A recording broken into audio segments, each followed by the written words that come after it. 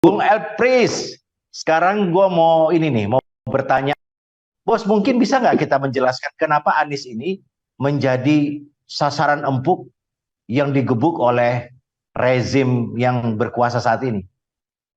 Mungkin bisa bisa kita analisis satu demi satu apa yang menjadi nafsu mereka ingin menggebuk Anies ini, Kalau kita menggebuk Anies secara rame-rame ini. bro, ingat namanya apa? Nietzsche. Itu kalau nggak salah Oh ya, filosof ya, Anies filosof Jerman. filosof dari Jerman. Jerman itu tahun abad Iya, ke-19 akhir ya.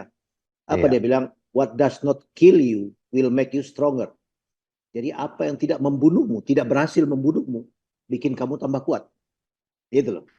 Nah, kalau kita pasangkan sama Anies, kawan ini sudah percobaan pembunuhannya sudah yang kesekian kali, Bos.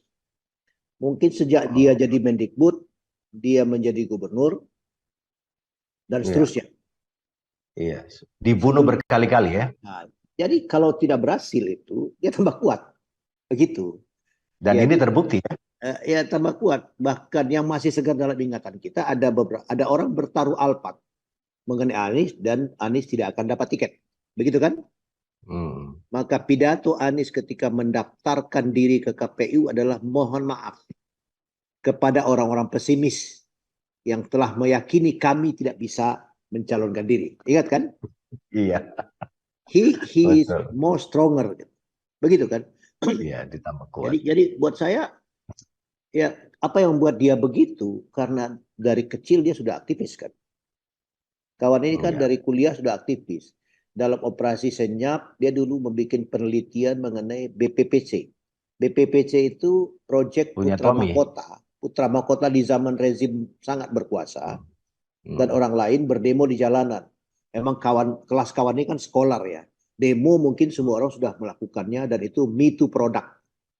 Artinya Iya, orang benar. demo, gua demo, kan gitu, ikut-ikutan. Jadi me too product. Anies sudah maju sekian langkah, dia riset, Bos. Dan kita tahu juga akhirnya nyawanya terancam karena melakukan riset itu. Tapi dia tidak menularkan ancaman itu kepada timnya. Dia baru menyampaikan setelah riset selesai. Gitu. Jadi kawan ini apa ya, mengabsorb semua energi tekanan itu menjadi kekuatannya dalam operasi senyap. Sampai hari ini. Saat ini dia praktekkan kembali ketika dia menjadi salah seorang kandidat. Makanya gue bilang kemarin di gue punya video, gue bilang Anies ini adalah salah satu calon presiden terkuat. Dan gue dibully katanya bahwa Anies itu bukan calon presiden terkuat, tetapi dengan apa yang disampaikan Epris barusan mengenai statement dari Nietzsche, seorang filosof dari Jerman itu, gue pikir ada benarnya ini, Bos. Lah iya, kalau kalau kita tidak berhasil, sorry ya, lawan tidak berhasil membunuh, maka kalau lawan menggunakan cara yang sama di kemudian hari, yaitu menambah jumlah kegagalan. Dia Iya. punya cara yang berbeda. Nah, kalau saya dalam posisi rezim, sebenarnya membuat garis diametral dengan oposisi itu apalagi kalau konsepnya kuat, itu buang energi, Bos. Karena playing field-nya, lapangan pertempurannya digeser. Misalnya apa? Upaya-upaya kekerasan. Anies ini kan meresponnya tidak dengan kekerasan. Sehingga ketika orang memaksakan kekerasan, konflik frontalnya tidak terjadi. Ya kan? Iya, Jadi iya. misalnya apa? Dia diancam bunuh. Kemudian ketahuan seorang anak kecil yang bicara di media sosial dan ditangkap. Kata Anies, di restoratif justice saja. Dimaafkan saja. Dan ini bukan hal baru. Semua hujatan terhadap dia selama dia gubernur, tidak satu pun yang dia persoalkan di ranah hukum. Dia Iya. menggeser permainan, Bos. Jadi makamnya calon presiden itu tahan dihujat. Nah, terus orang masih menggunakan Betul. cara-cara itu lagi untuk menghantam dia. Irrelevant. Iya. Tidak relevan untuk dia. Gitu. Mempan, Bos. Tidak mempan. Tidak Hmm. mempan. Jadi dia merubah permainan.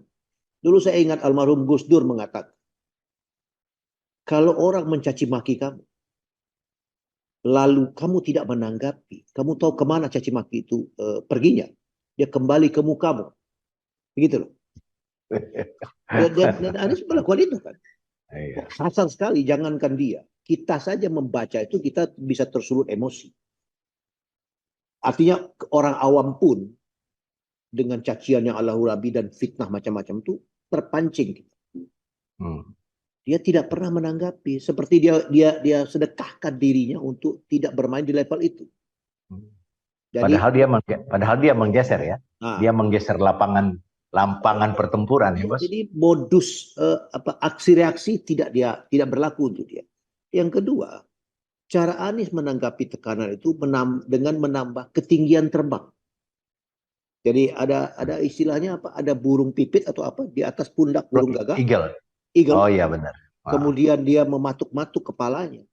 Dia tidak bereaksi, Bos. Dia terbang tinggi sehingga si burung yang pipit itu tidak mampu menahan tekanan angin. Dia jatuh sendirinya.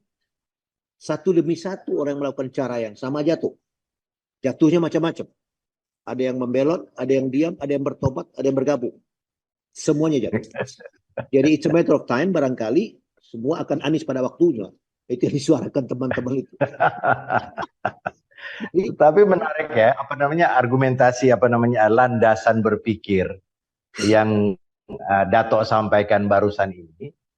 Menurut gua cukup membuka sebuah cakrawala berpikir buat teman-teman yang cukup gelisah melihat Anies yang digebuk oleh berbagai macam, ada 8 penjuru angin menggebuk Anies ini. Makanya maksud saya gini loh ya. Saya hanya dengar sekali Anies mewakili keluh kesah. Bukan dia berkeluh kesah, dia mewakili keluh kesah. Apa yang dia sampaikan? Dia sampaikan di mata Najwa.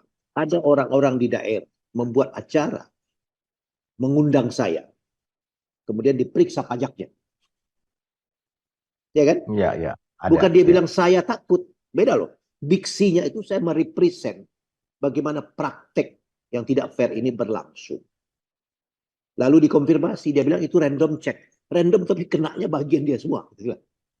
Ingat gak? Itu bisa dicek di mata Najwa dia sebut itu. Masih ada. Gua nonton juga. Jadi poin saya adalah dia ingin mengirim pesan bahwa Republik ini cukup besar untuk ditangani sendiri atau hanya dengan perspektif kita sendiri.